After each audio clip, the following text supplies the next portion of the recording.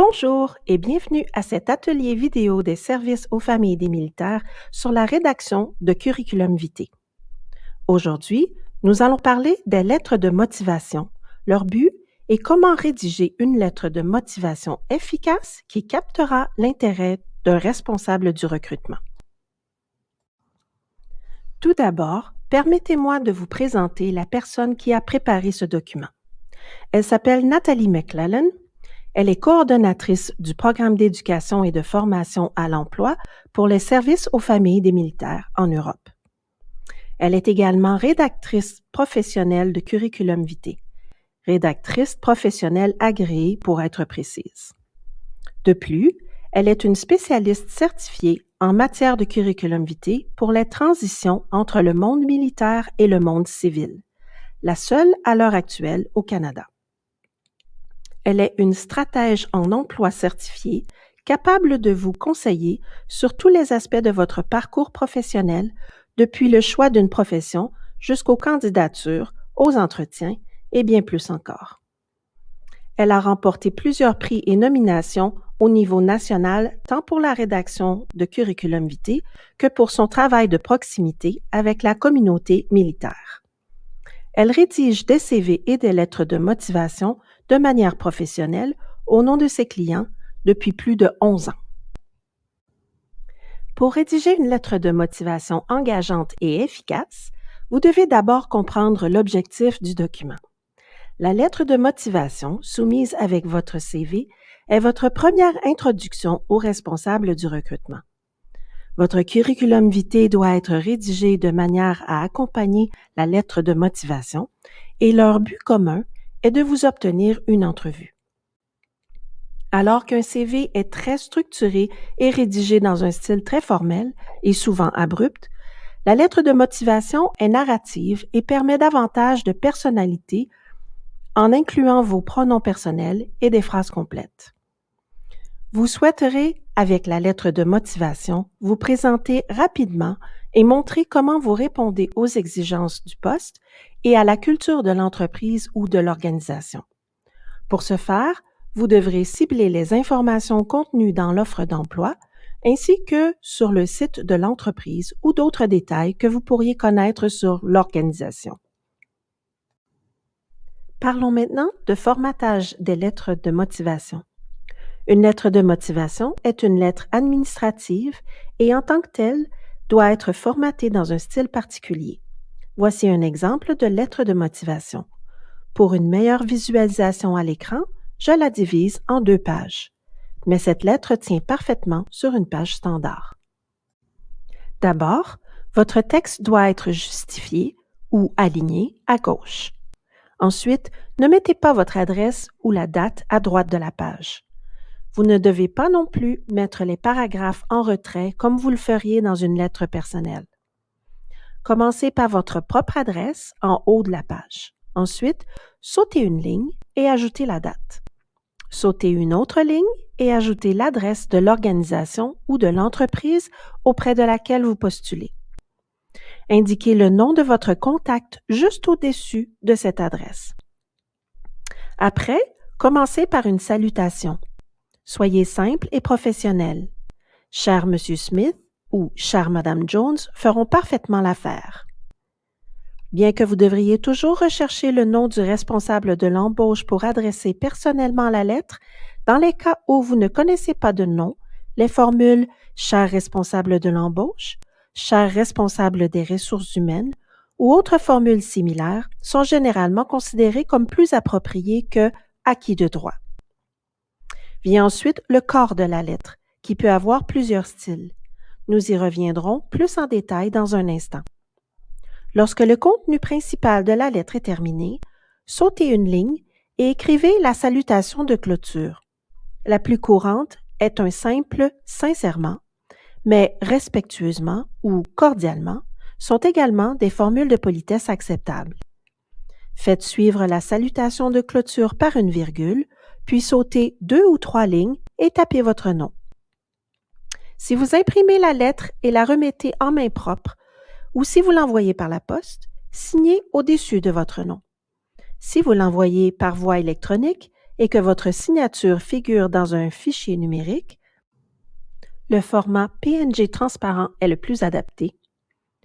Vous pouvez l'insérer entre la formule de politesse et votre nom, mais ce n'est pas obligatoire.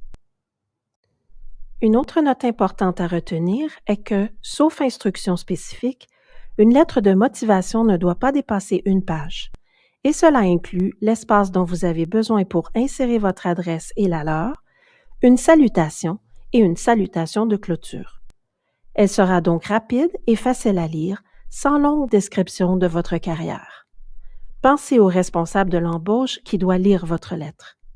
Elle ne devrait inclure que des points rapides qui montrent que vous êtes qualifié et qui donnent envie d'en voir plus dans le CV et de passer à l'entrevue. Par contre, une offre d'emploi spécifique peut comprendre aussi des instructions sur des sujets ou des questions spécifiques à aborder dans la lettre de motivation et vous donner aussi un nombre de mots à respecter. Dans un cas comme celui-ci, suivez les instructions et préoccupez-vous du nombre de mots et non de la longueur des pages. Le format de la page étant réglé, parlons davantage maintenant du contenu de la lettre. Qu'allez-vous écrire et dans quel style? Tout d'abord, je tiens à préciser que cette vidéo se concentre sur le type de lettre de motivation le plus courant, qui est une lettre ciblée pour une candidature à un emploi spécifique. Nous vous montrerons comment examiner une offre d'emploi et préparer une lettre de motivation. Vous pouvez également utiliser une lettre pour approcher des entreprises qui n'embauchent pas actuellement à des fins de mise en réseau, mais celle-ci nécessite une approche différente qui n'est pas abordée ici. En général, toutes les lettres de motivation comportent les éléments suivants. Le premier paragraphe précise qui vous êtes et ce que vous voulez. Les paragraphes du milieu indiquent pourquoi vous pensez être la personne dont ils ont besoin. Et le dernier paragraphe appelle à une action de la part de l'employeur, une réunion, une entrevue ou un appel téléphonique. Les premiers et derniers paragraphes sont généralement brefs et conservent le même style de lettre en lettres. Le milieu est l'endroit où vous pouvez être créatif. Vous pouvez écrire 2 ou 3 paragraphes ou encore utiliser des tirets pour mettre en évidence votre aptitude à occuper le poste. Le format choisi dépendra de vos préférences et de votre style d'écriture, mais aussi des exigences du poste et de la façon dont ça s'intègre le mieux dans la lettre. Voyons ici quelques exemples. Tout d'abord, imaginez que vous postulez à cet emploi. Prestataire de services communautaires auprès des services aux familles des militaires en Europe. Voyons ce qui est demandé aux candidats. En vous basant sur cette offre d'emploi, voici les exigences et ce que vous devez inclure dans votre lettre de motivation. Premièrement, indiquez que vous avez un diplôme d'études secondaires.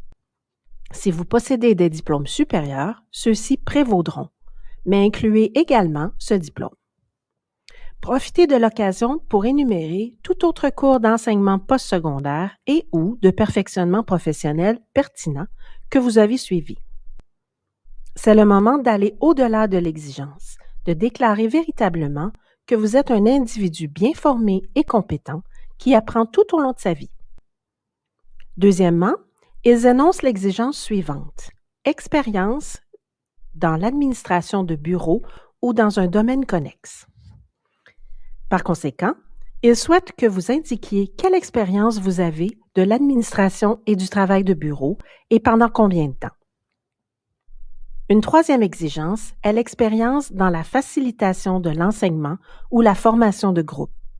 Décrivez donc toute participation à la conception, l'exécution, l'examen ou l'évaluation de formation ou de facilitation.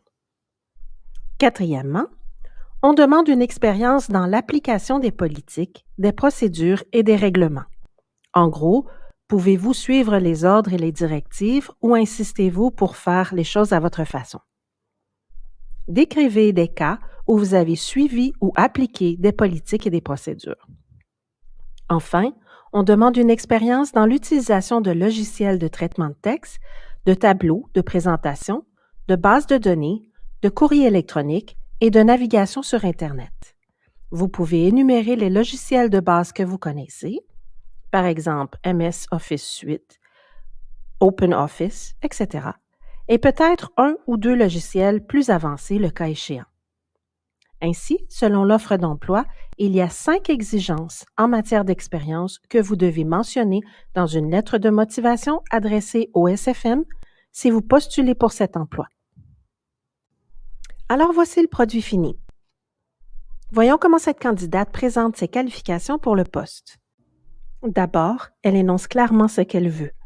Le poste de prestataire des services communautaires RIGA, #euro-19-012, au sein des services aux familles des militaires en Europe m'intéresse beaucoup.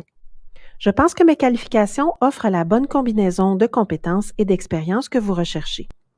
Veuillez trouver ci-dessous un compte-rendu détaillé de la façon dont je réponds aux exigences de ce poste. Ensuite, elle rédige des paragraphes percutants qui montrent qui elle est, ce qu'elle a accompli et comment elle répond à chacune des exigences énumérées sur la fiche. Elle commence par rappeler brièvement chaque exigence et en combinant quelques-unes afin d'être brève. Par exemple, diplôme d'études secondaires et quelques années d'expérience en administration de bureau ou dans un domaine connexe. J'ai obtenu mon diplôme d'études secondaires du Nouveau-Brunswick à l'école secondaire d'Oromocto. J'ai ensuite obtenu un diplôme de 2 ans en administration des affaires du Nouveau-Brunswick Community College. J'ai travaillé comme assistante en ressources humaines au ministère des Pêches et des Océans, comme assistante administrative à la BFC Gagetown et aussi comme commis administrative au Service Canada. Elle poursuit en énonçant chacune des exigences énumérées sur la fiche. Et enfin, elle lance un appel à l'action. J'aimerais avoir l'occasion de discuter avec vous de la façon dont je pourrais être une prestataire de services communautaires appréciée. Si vous souhaitez obtenir de précisions ou des informations supplémentaires concernant mon expérience professionnelle et mes qualifications, vous pouvez me contacter par téléphone au +371 0277 2178 ou par courrier électronique à l'adresse suivante jando@nomail.ca. Voilà une lettre qui aura un impact sur le responsable du recrutement. Maintenant, regardez ces exemples. Ils nous montrent d'autres approches que vous pourriez adopter. Remarquez que les paragraphes d'ouverture et de clôture restent assez similaires. C'est le milieu de la lettre qui varie dans son format. Dans le premier exemple, le candidat répondait à une annonce d'emploi avec de nombreuses exigences énumérées et a opté pour un modèle à tirets afin d'insérer le plus d'informations possible. Les tirets n'exigent pas de phrases complètes ni de pronoms et permettent d'introduire plus d'informations. Notez que chaque point est équilibré, c'est-à-dire qu'il comporte 2 ou 3 lignes. En effet, l'insertion de tirets qui passent d'1 à 4 lignes entraînerait un décalage du rythme de la lettre et la rendrait à la fois moins attrayante et plus difficile à lire. Dans ce premier modèle, un exemple de la lettre de motivation que j'ai rédigée pour moi-même lorsque j'ai postulé avec succès à un poste au sein des SFM, je répondais à une des exigences dans le paragraphe d'ouverture en précisant que j'étais une épouse de militaire actuellement en Europe avec mon mari en poste ici, ce qui me qualifiait pour la position. La deuxième lettre est une approche hybride. Elle commence par un paragraphe traditionnel, puis se divise en une courte liste de tirets pour mieux répondre aux exigences de ce service de police. Notez comment le candidat précise au premier paragraphe qu'il est prêt et en mesure de déménager pour ce poste. Vous pouvez utiliser ce paragraphe d'ouverture ou le paragraphe de clôture pour mettre en évidence des éléments tels que la réinstallation, les projets de retour au Canada, après des affectations à l'étranger par exemple, ou d'autres détails importants. L'un n'est pas mieux que l'autre, il suffit simplement d'inclure brièvement là où cela convient le mieux. Une fois que vous avez rédigé votre lettre de motivation et avant de l'envoyer à l'employeur, utilisez la liste de contrôle qu'on vous propose pour vous assurer qu'il sera aussi impressionné que vous l'êtes. Il s'agit de la liste de contrôle en anglais Can Do. C pour completeness, donc exhaustivité. Avez-vous donné suffisamment d'informations? Avez-vous démontré que vous remplissez toutes les exigences du poste? A pour accuracy, donc la précision. Quelqu'un d'autre a-t-il vérifié que votre lettre est exacte et ne contient pas de faute d'orthographe ou de grammaire? N pour neatness, donc la présentation. Vous essayez d'être élégant avec une police de caractère et un formatage fantaisiste, je vous en prie. Ce n'est pas une bonne idée. Restez professionnel. D pour directness, la franchise. Votre message est-il clair? Utilisez-vous des mots complexes ou des phrases trop longues? Vous devez vous efforcer de communiquer aussi clairement et directement que possible afin que votre employeur puisse acheter ce que vous essayez de lui vendre. Enfin, O est pour organization, l'organisation. Votre lettre est-elle fluide? Fournit-elle toutes les coordonnées et informations importantes telles que votre numéro du concours? Ouf! Nous avons couvert beaucoup d'informations ici en très peu de temps et je sais que ça peut être impressionnant. Vous pouvez toujours revisionner cette présentation en focusant sur les parties avec lesquelles vous éprouvez des difficultés. Merci beaucoup à tous d'avoir participé. J'espère que vous avez beaucoup appris et je vous souhaite bonne chance dans votre recherche d'emploi.